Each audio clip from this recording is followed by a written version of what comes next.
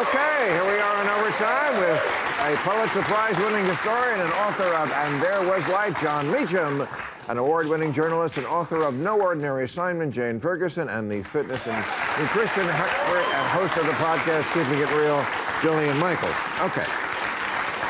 Here are the questions from the people. John, for you, what did you think of Trump's take on the Battle of Gettysburg? This was yesterday? He was talking, I guess he does the trial and then he flies off and does a campaign? He was in Gettysburg, I think, right before the jury selection. It's a little bit like when he talked about how the air power was so essential to winning the revolution. He called... Not making it up. Not making it up.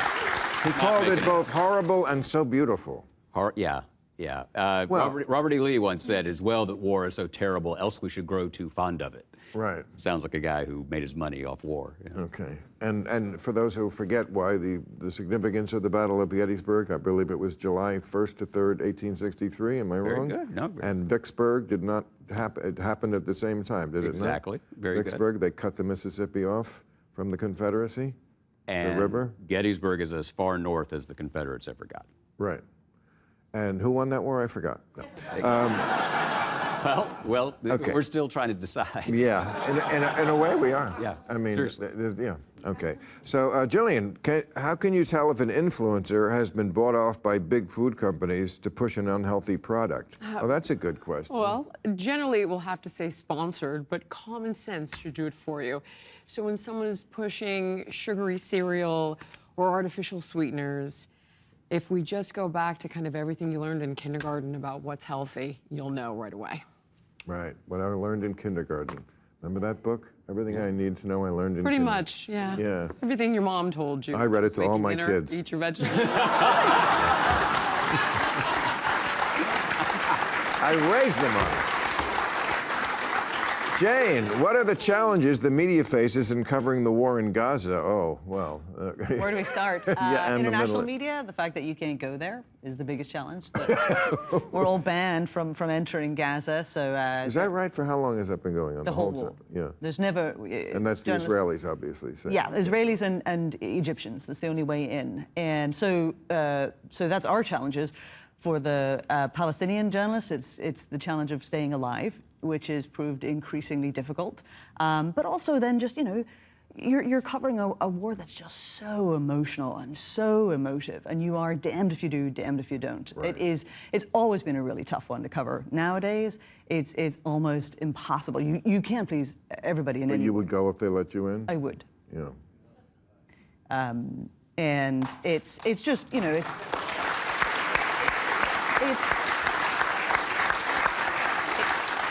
it's very tough because, you know, for the journalists who are on the ground there, they are trying their best, and many of them have been killed now, dozens and dozens.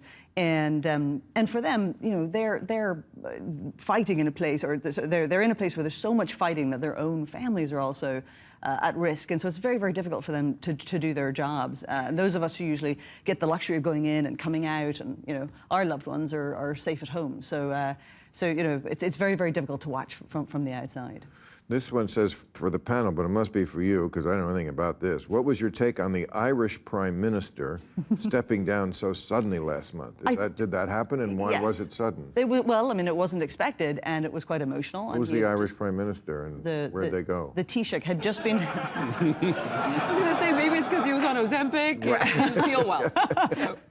Yeah, he had just returned, actually, from the United States, I believe, on a trip, and it was very sudden. No one was expecting it. Also, he's so young, and Ireland has been very, you know, proud of having this our Taoiseach, and he stepped down, and he kept having to return to say there isn't a scandal. And I think we just live in such a scandal-riddled era. People were like, well, what happened? You know, embezzlement of funds, or some sort of sex scandal, or what's coming up? Like, everyone brace for something salacious. And he just kept saying, no, there really is none. I just retire.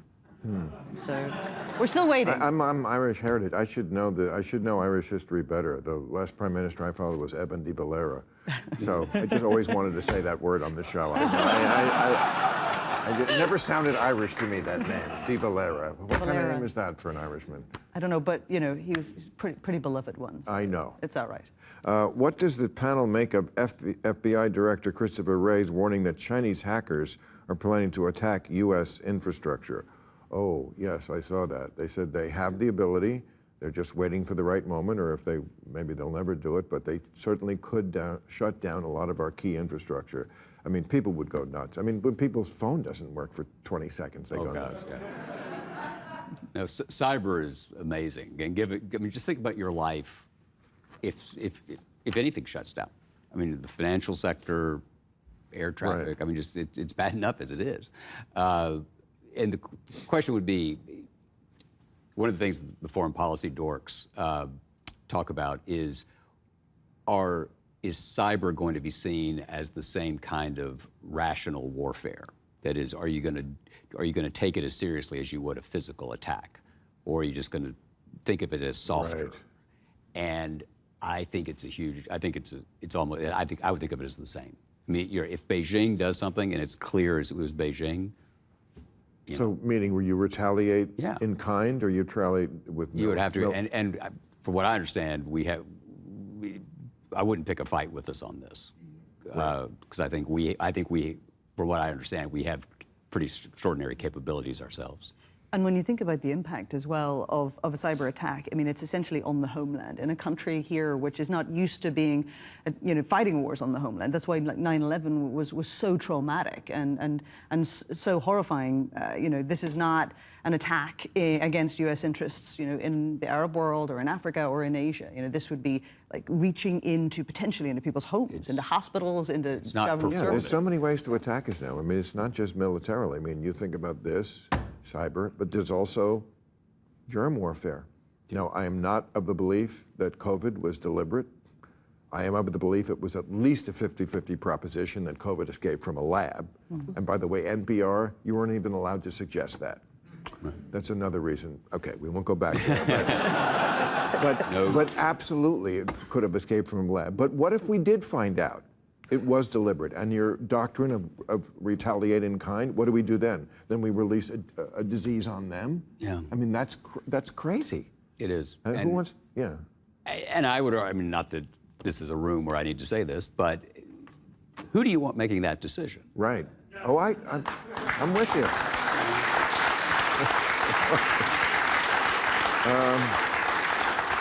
Jillian, do you have cheat days? And from germ warfare to cheat days. You guys are solving world peace over Rational here. actors. Yes, you can have a slice of pizza. And what's your favorite unhealthy snack? You do have cheat days? I don't actually believe in the psychology of a cheat day. I think that you can incorporate foods that are less than optimal, make it 20% of your daily calories, work them in, but the psychology of a cheat day makes these foods bad, which makes them that much more desirable and builds in the shame component that we're trying to get rid of. And therefore, it's like, look, use your common sense. Again, it does come back to common I disagree. I do. I disagree. Tell me about your cheat day. I disagree. I want to know about your cheat day. It's obviously on marijuana. So No, I just think it's easier to eat my normal, like, not crazy orgasm in the mouth diet, like most days. And then when I want to, like on weekends, or, that's more like you're out to dinner. Okay. When you're out to dinner, I don't care where you are, except if it's about some sort of really hardcore vegetarian restaurant, it's not going to be healthy.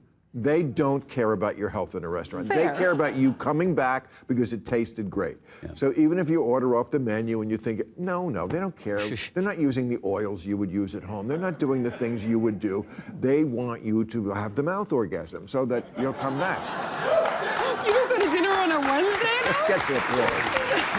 So I'm just saying, and I do like to go out to dinner. So when you go out to dinner, it's like, that's when I feel like that's it. I'm going to give up then, and don't do it at home. Don't say little bits. Don't keep the shit at home, because I'm going to get stoned and I'm going to... Know thyself. Okay, we got to go. It's time. Thank you very much, everybody.